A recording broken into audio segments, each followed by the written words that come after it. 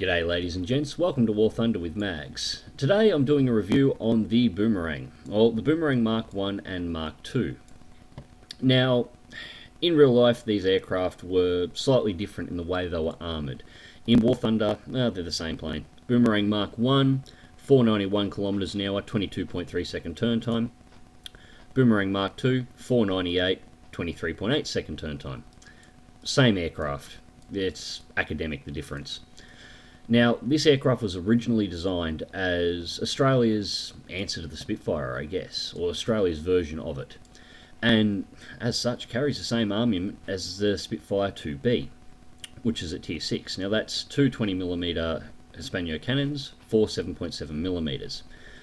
That's a Tier 6 aircraft. Exactly the same weapon systems on the Tier 4 on the Boomerang. One notable difference: Spitfire 2B, 120 rounds in the cannons, 1400 in the 7.7s. Boomerang Mark 2, still 120 in the cannons, but 4,000 rounds in the 7.7s. Now, that's a load. Its fuel load, minimal fuel load, is also 45 minutes. So that makes this great for historical, for endurance fighting. You have fuel to spare, you have ammo to spare, you can stay in the fight longer, which is important because it will take you a while to get back to base. That 498 top speed, that's at 1600 feet, and I'll be honest, you'll almost never get there. Most of your fights will take place at around 10, 11 or below, and you're really only going to be doing around 350.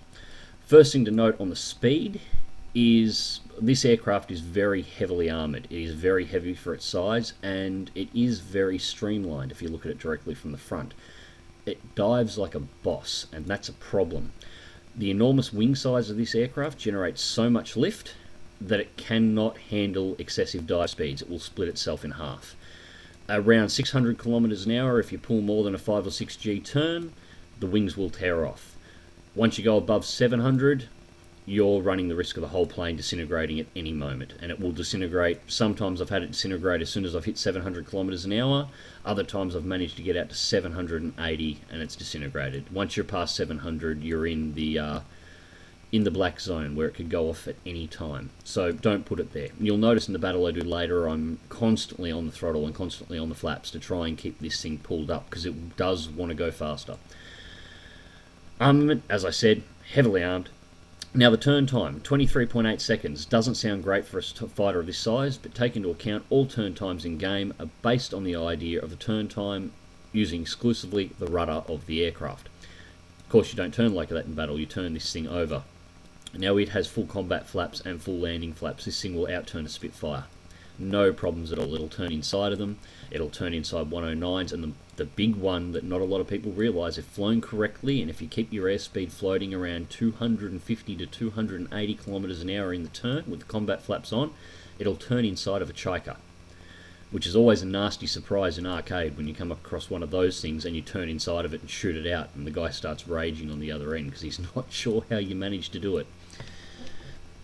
Now, the guns on this, they're marked as Hispano ones. Well, actually as Hispano Mark 2s. They are slightly different to what the British get in their aircraft at similar tiers. That's because these aren't actually Hispanos. When this aircraft was being created, Australia didn't have any air-mounted 20mm cannons. So we had to create one, and we created one by a soldier that had just came back from the front lines in Europe and happened to have claimed a 20mm out of one of the British aircraft over there at the time as a souvenir and brought it back out of a wreck.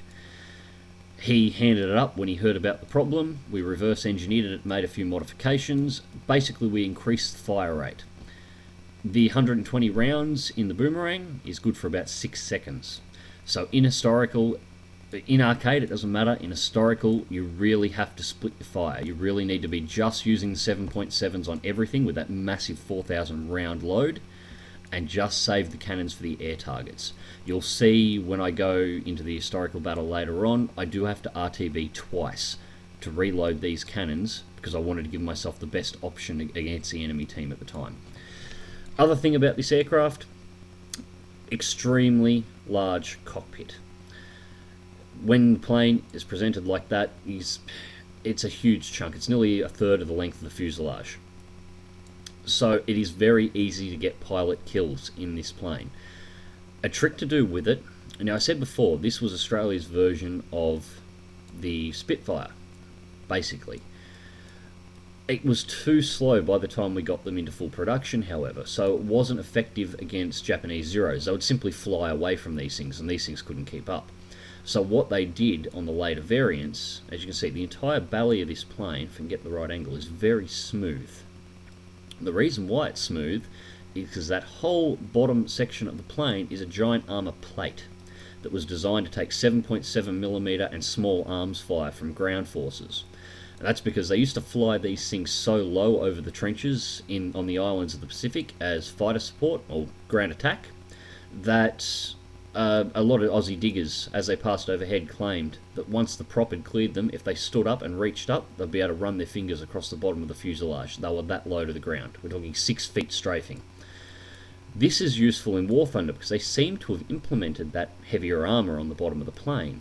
So a good trick, and you'll notice I do it with nearly all my aircraft, but especially with the Boomerangs, is when you're taking fire, don't turn your plane into the enemy and present them a silhouette of the plane like that, with a massive target cockpit in the centre. Roll the plane evasive and present them with the belly on an angle. The amount of 7.7mm rounds that I've taken in the belly of this aircraft that have done little to no damage to the plane is just amazing. So if they're going to get in and they're going to get a shot on you and you cannot avoid taking the hit, roll over using manoeuvrability to hand them the belly and let them put rounds into that, because you'll likely fly away and they've just wasted more ammo. This modification in reality really makes this Australia's version of the IL-2. Other things to note on this plane: it does carry a rotary air-cooled engine, so no coolant leaks to worry about. It does have self-sealing fuel tanks, so even if you popped a leak, well, it's got a 45-minute fuel load. Even if you popped a leak, you'd still probably be able to stay up for about 25 minutes, but it will seal itself up. And, well, the rest of this, most efficient way to show you is to show you in battle. So I'm actually going to show you 2 battles today. The first one is an arcade battle here in the Boomerang. The second one will be an historical battle. So, let's get on to it.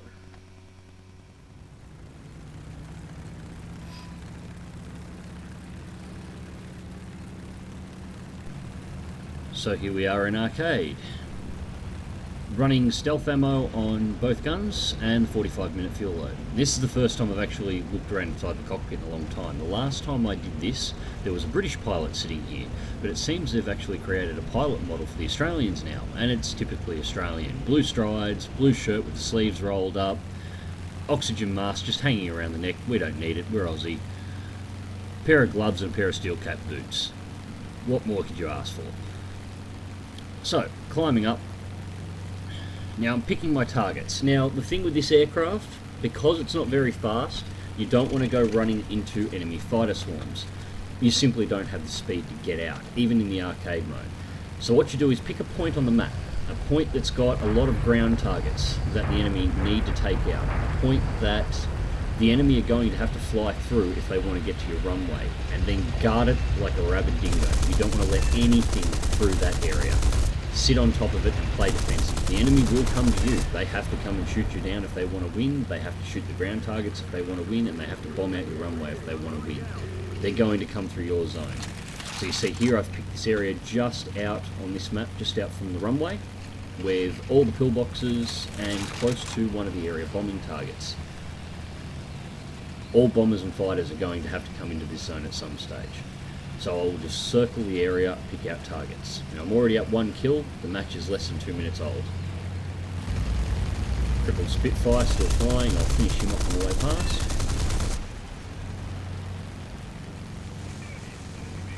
So that's second kill of the match. You see, every time after I get a kill, I break away back for the coastline. That's getting range out of the swarm. If you get 2 or 3 up on this thing, its manoeuvrability is great and it can handle a 2 or 3 up fight, but if they're good, or if they're average pilots, but if they're good pilots, they will just boom and zoom you to death. Mitchell going for these targets, just going to try and cripple its engines. Roll over, straight onto the TBF.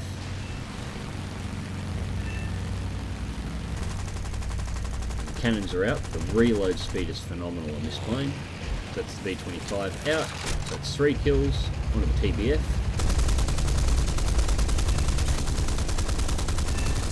Now the alignment, I use a 400 meter gun convergence on this aircraft pretty much for anything. It's far more effective at closer ranges, but because you have the lack of speed the aircraft has, it's better to keep the convergence at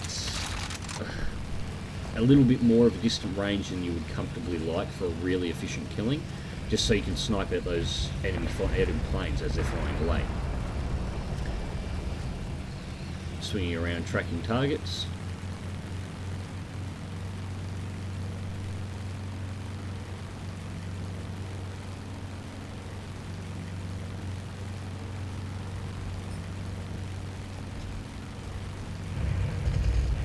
Got to keep these bombers off the area, because if they manage to take out all these ground targets, I've got to pick a new spot to defend. They will no longer have any reason to come here anymore.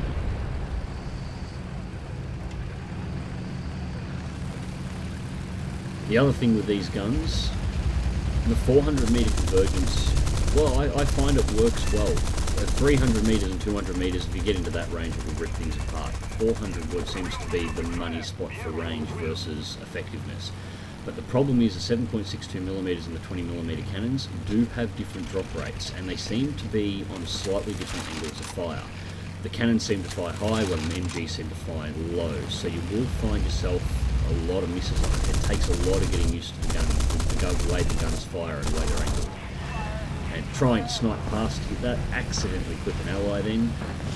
Unfortunately, the raw power of the guns in this, it only took 1 or 2 hits, and I basically split his plane apart. So quickly apologise, it wasn't intentional, but the enemy is down, reclimbing for altitude. Yes, sir.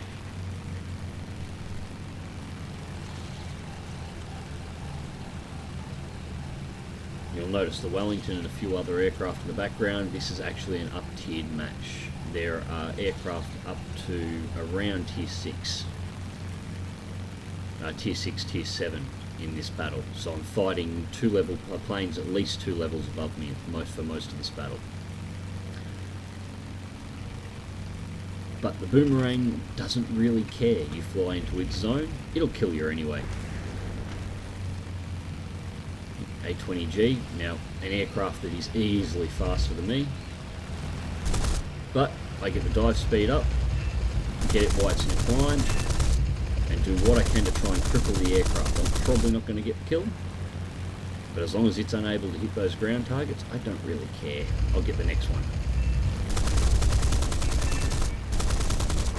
Peppering with fire, it does look like it's going down.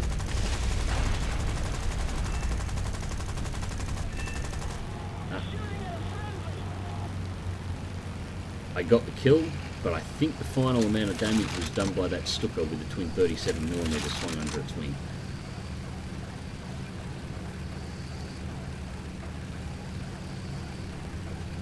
So again, pulling out to the coast, getting a bit of altitude again. See, arcade fights, you rarely see 10,000 feet in the Boomerang, but all arcade battles seem to go low. And this aircraft, even its climb rate in arcade with its much more flexible flight model, isn't great. You see here, I'm about to go and have a look at that Blenheim that's flying towards our base, but I'm looking at its speed versus my climb rate, and I think, nah, it's going to pull me out of the fight. I'm not going to be able to defend those ground targets, and it will take me the rest of this match to try and trace him down. So, turn away, pull back into my target zone, and quickly shoot a message through to the team to say, look, he's up there, I'm not going to be able to get him, and somebody who's fast to do the job for me.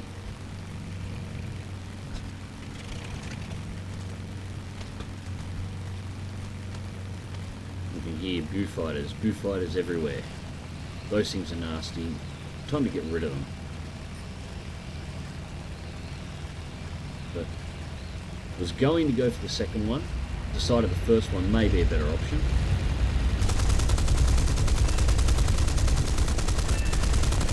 First one down, continue straight on and away.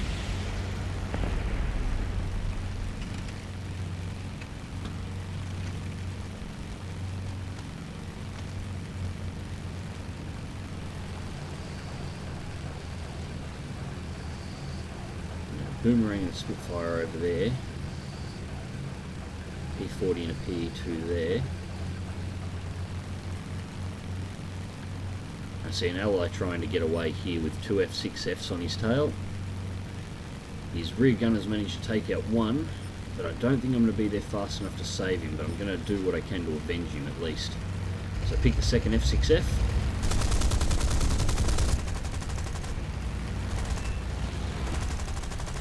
I ran out of cannon rounds there, so I'm just peppering him with the 7.2s, or 7.7s rather. Next kill done. And an assist. I actually sprayed down both aircraft that were there, but I decided the F6F was the more dangerous target that needed to go. The Spitfire 2B, Tier 6 aircraft. Same armament as me, dangerous. You gotta die too. You can see I swing the targeting reticle up and down over the lead target indicator a lot. That's because of the different fall rates. What I'm effectively trying to do is when the cannons run out is quickly switch over to the optimal targeting area for the MGs. So one quick burst from the cannons into the eye shack as she goes past, lights her up instantly and burns her out. This is still my first plane, yet to be shot down. Now I know I'm running into trouble here, so I'm just rolling and going evasive. I just heard that prop sound, I wasn't sure what it was. There it is there, an F4U. Quick clip.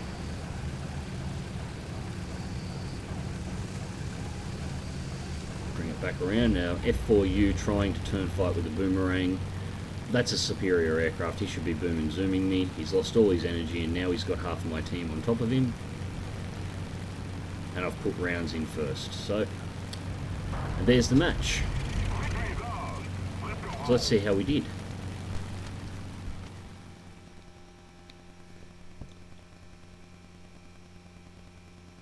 So how we did. Top of the match. Top kills for the match. We doubled the second person in our team. And, well, more than that for the enemy team. Survivor, Fighter Award, 10 kills, 7 assists. Oh, sorry, rather 2 assists.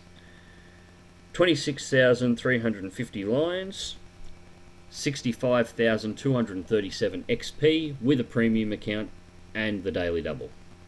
So for arcade, if you're looking for a little premium to run around, as you can see, this thing drags in XP, and for low-level aircraft, it pulls in decent credits too. But not everyone here is going to be flying in arcade. What's it like in historical? Well, in historical, I run the same fuel loadout, but I run omni-purpose belts in the MGs and ground target ammunition in the cannons. Now, I'm going to chop this up because this video is going to get pretty long. First thing on takeoff you'll notice, and I neglected to mention it on my introduction before, this thing takes off in 850 feet. It takes off faster than naval fighters. You can land and take off this thing on a carrier quite easily. It pulls up that well and gets in the air that quickly. But its climb rate is not great. It takes a long time to get up in the air. So, already wheels up. Just having a look around the cockpit again. As you can see, it's got a very open cockpit, so those of you interested in full grill battles, this aircraft has, despite the ribbing in the cockpit, has great visibility. You can see very far around the nose, right down to the front of the wings, quite easily. I just love the flight suit of the Aussie pilots here. Just roll up the sleeves, all it's missing is a pack of ciggies in the pocket and we're ready to go.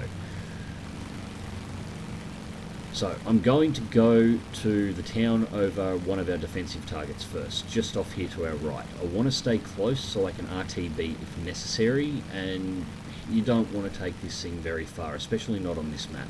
It's just too big. So let's cut and get to the interesting part, shall we? So this is about 4 or 5 minutes later. I've just spotted the first ground target, first air target up again. We've got an SU-2. Now I've managed to get this thing up to 11,000 feet. I'm not particularly interested in diving down and losing the energy I've gained all the way for an SU-2. It's an A-20G down there. He can handle the SU-2 himself. I'm after pure fighters. I need them removed from the match. So I'm just continually swinging the camera around, and SU-2 on its own seems unlikely. There'll be a fighter in the area as well. Second target lights up, IL-4. Again, bomber. There are other planes that can deal with that. That's not why I'm here. So I'm going to let it swing by. It's going straight into line for our Spitfires anyway. Ah, MC-202. Now that's what I was looking for. Now, the SU-2 does have guns of its own and is dangerous to that A-20G if it gets its guns on. The MC-202 as well. Well, I have to drop down. This is the plane I've got to use this energy on. So you can see I'm just watching the throttle. The WEP's already disabled, and you can see how rapid the little plane's accelerating. I've already pulled the throttle back to 44%, so I'm going to continue accelerating even then. Combat flaps down again to pull me up, and here we go. And I get a clip into him then, but not a kill. So now we're in a twirling fight, and this 202 has made the mistake of deciding it wants to try and dogfight with a Boomerang. But I'm going to let him go and try and get this SU-2 as well.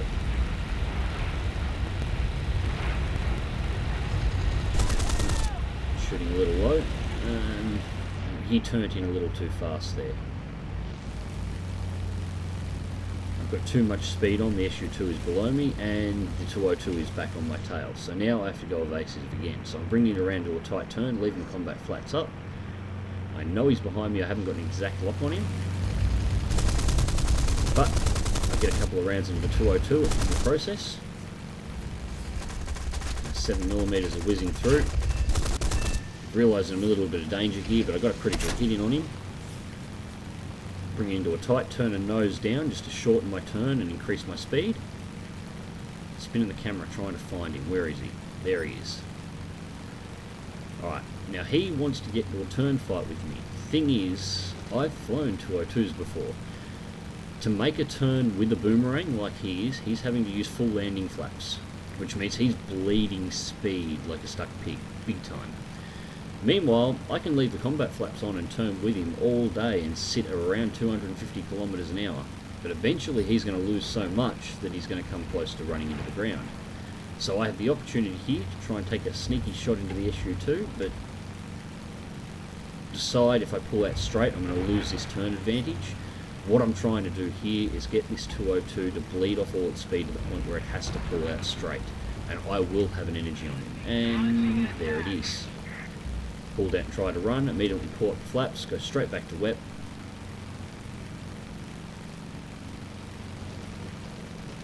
As you can see, after pulling all those turns off, I heard gunfire, I'm checking my tail. After pulling all those turns, even the slow speed of the Boomerang, he's not getting away, I'm pulling him in. Now the A-20G got that SU-2, which is nice. That's one plane in the area I don't have to worry about. I just put a shallow dive in here to use my weight to get the extra speed on. Bring the guns up.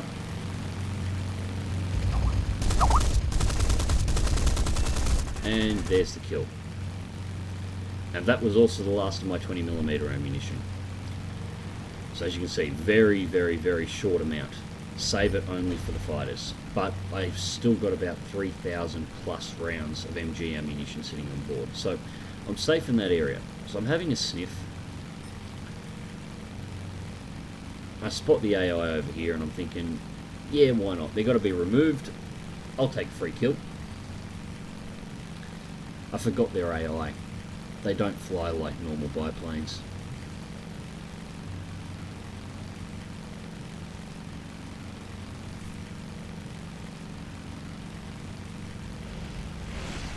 I actually made a mistake here. You would have heard the Skype beep go off before. I was replying to a message and didn't realise the biplane had closed that close, so oops. But the Havoc's trying to cover me, and I've gone straight back into a turn. Get rid of these annoying little, yeah, like Tetsu up on the way past. The omni-purpose belts, the incendiary ammunition, when you come around to this sort of work, is just ideal for taking these things out. If you can hit them. Get a clip there, doesn't light him up, doesn't slow him down.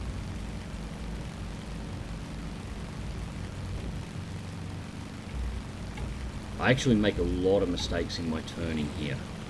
I should have used the extra speed to run away a little bit rather than continually trying to turn with a biplane, but this does sort of showcase the fact that it can turn with the biplane. Even an AI controlled one can't quite escape, even in historical. You see little hits there, but nothing's registering as damage. So obviously it's the AP rounds passing straight through the canvas.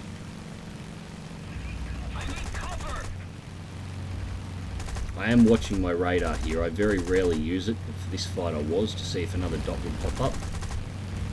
In a second here I remember I'm supposed to be shooting accurately and not making a fool of myself, so alright, time to do it right. Now when I actually start aiming and leading the target, what do you know, I suddenly start getting hits again. Now, all those shots was really only 500 ammunition, so I've still got more MG rounds on board than most planes carry straight off the runway. So conceivably I could hang around and continue hunting fighters. And I am swinging around, just checking the area, seeing what's about, whether am I going to go ground strafe, am I going to go look for fighters, what am I going to do? And I look over, and he lights up here in a second. I spot the 109. And I know there's the new E1 floating around that's only MG equipped, but I just knew it was an E3. It was just going to be. It was going to be a cannon boat. So, RTV. Reload the cannons, go deal with the next threat. So, I'll cut the video again here, because basically nothing happened all the way there and all the way back.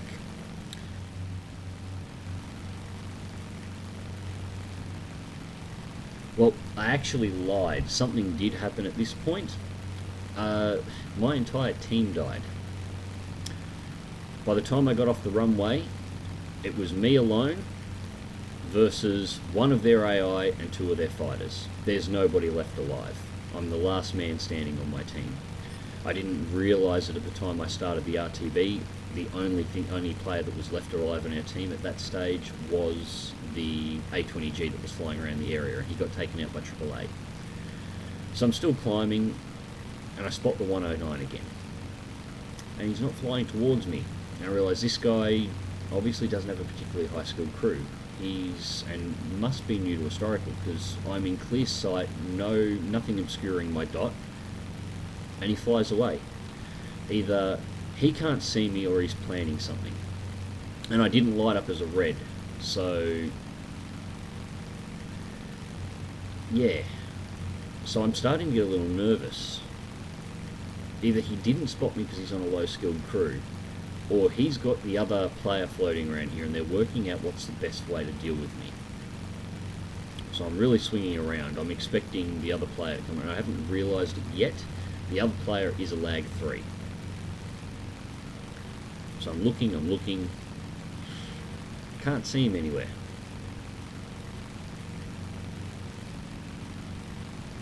I'm just continually checking behind me to see if the LaGG 3 is going to suss me out and see if I've gone to the runway.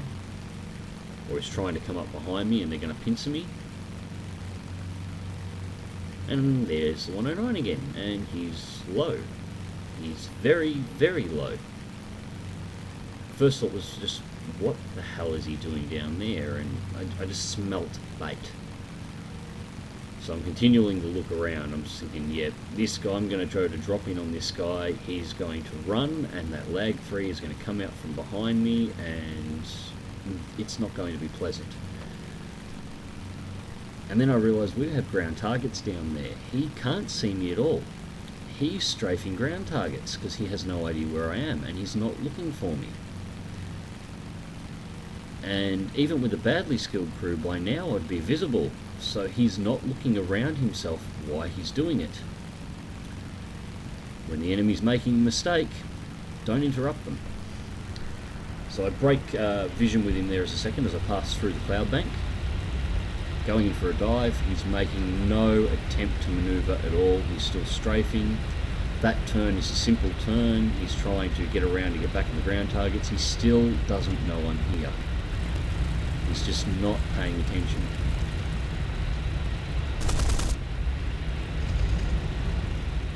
He does now. And loop through, and you can see the lift of that. That in any other plane, that would have been straight into the treetops. But the lift on this thing with the combat flaps down, pulls straight out of the dive, no problems at all. Still retains enough energy that a low energy E3, close to the ground, strafing ground targets, he's not managing to get away from even the slow Boomerang.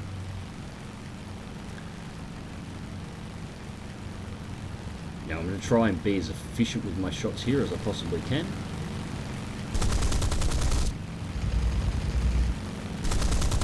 First one in, I'm just trying to cripple him. He has the potential to be able to make a real good run of me and get away. I want to damage him enough that he can't escape, and that critical hit there was what I was after.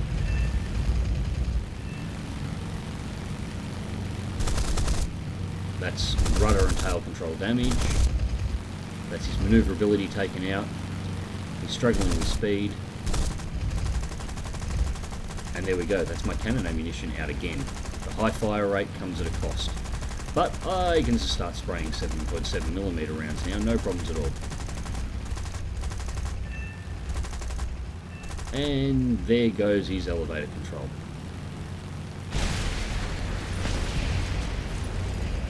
And still no lag 3. Where the hell is there bloody lag 3? I'm scanning around, I thought for sure he would have showed up in the middle of that fight, but nothing. Well, that's alright, if they're not going to work together, I'll take them out one at a time. Now it's just him, me, and one AI. So I decide, yeah, I don't like lag 3s very much. I'm going to RTB again. See if he's at the base, waiting for me to show up. If he's not, I'll land, I'll repair, I'll refuel and rearm and get back in the air. Not that I've taken any damage. And there was one left.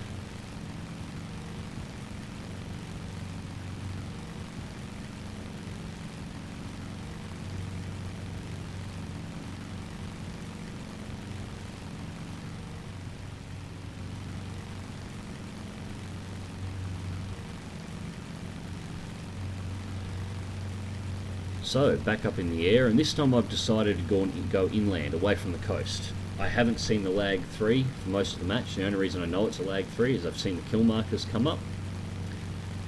He's not playing around the cities, he's not playing near the flak, he's obviously playing over his own defences, so we'll go look for him there. Now, the most interesting thing I've ever seen in the game, or something I've never seen in the game before, happened in this battle right here, and you're going to see it too. Now, I know the graphics quality will be low, but please watch and confirm what I'm seeing. Now, lag 3. I don't realise it, but he's carrying rockets. And despite better judgment, this battle's been going on for nearly half an hour by this stage in time, so I've decided, yep, I'm just going to nose to nose and we'll end it here. There's the rocket fire. The rockets flew straight into my MG fire and detonated right after leaving his wings. They never flew anywhere near me. I've never seen rockets shot out before. I didn't think they could be, but they exploded right after leaving.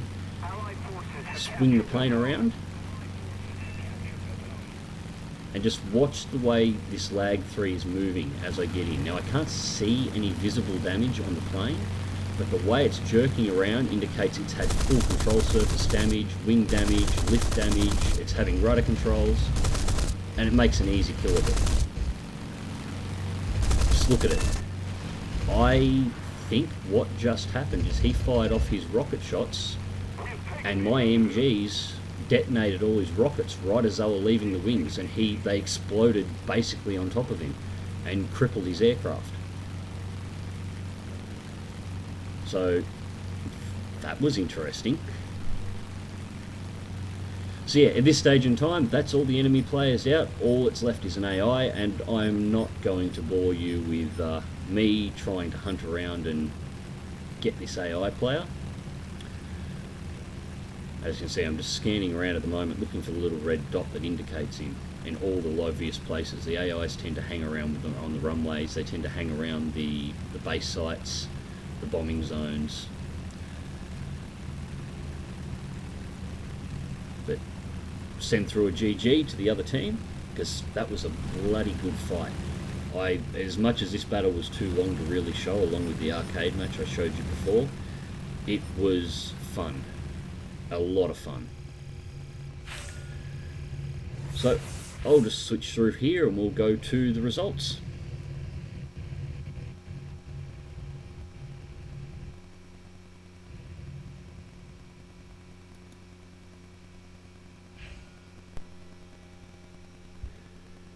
So, HB results. Top of the team, 6 kills. 3 of those were AI, obviously, but 3 player kills. 65,855 lions, 44,712 XP, with a premium account undoubled. And final blow award, fighter, and so on. As you can see, even in historical, this plane is very effective. It is very well armed, very well armoured, it flies very well, and is very effective. If you're after a premium for historical battles, or even full real battles, this might be one for you, especially if you're just getting into it and you're at low levels. This will line up with your other aircraft beautifully. So, there we have it. That's the Boomerang in a nutshell. I hope you all enjoyed this video. If you do, please click the like. If you want to see more, please subscribe. And until then, fly smart, fly safe, and I'll catch you in the skies.